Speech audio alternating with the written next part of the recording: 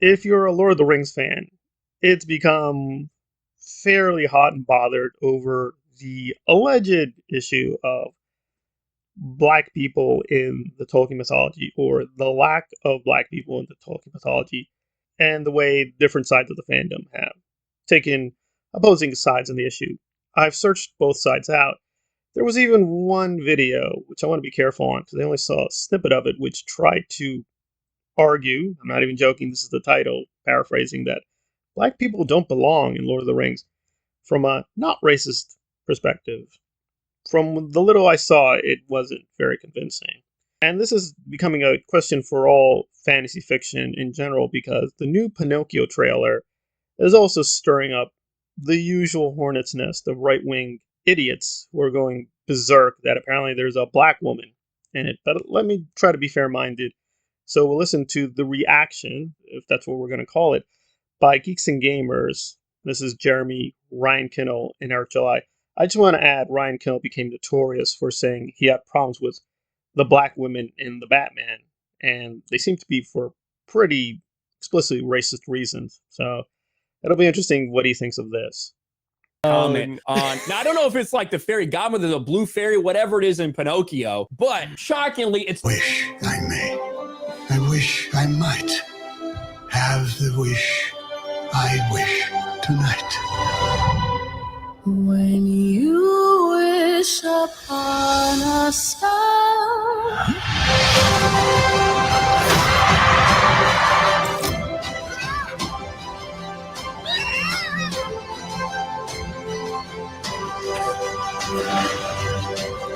the timeless classic.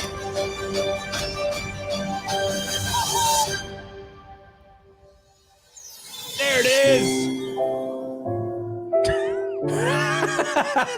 So stupid, man. Oh my And the thing gosh. that gets me like that about that, obviously, tokenization aside, like I don't know what is the attraction with the whole bald head black woman thing. Like, why? Like that's a thing. Like that for whatever reason that's something that they're like really pushing, as if a lot of black women wear their, not to say that there aren't black women that wear their hair like that, but they're put like they're overrepresentation. Like, Well, to be fair, at least he admits, yeah, he doesn't really care about Pinocchio. He doesn't know Pinocchio, doesn't really know the history of fairy tales. So this isn't really coming from an educated or even viewpoint that did any minimal research. So it's more of a gut reaction. And let me just say, as an initial peace offering, and I'll do a more extended analysis on Partially Examined Kubrick, and I'll leave a link when that's finished, that, yeah, I'm distrustful when Disney tries to redo these kind of fantasy fairy tales.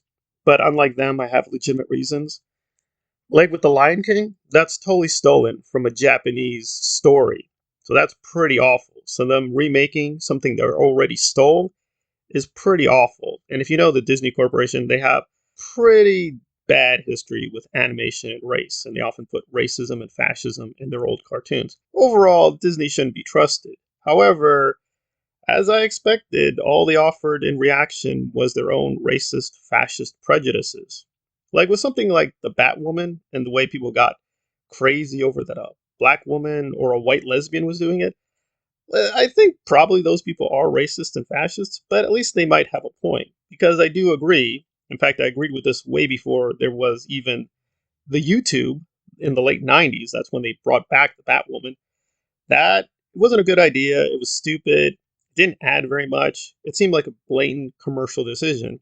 And the fact that it's a more political decision now doesn't change the fact it didn't really enhance the Batman mythology. But see, I know the Batman mythology, so I can say that without appealing to racism or fascism. But here it seems they just find the idea of Cynthia being in the story preemptively silly or stupid because she's ugly.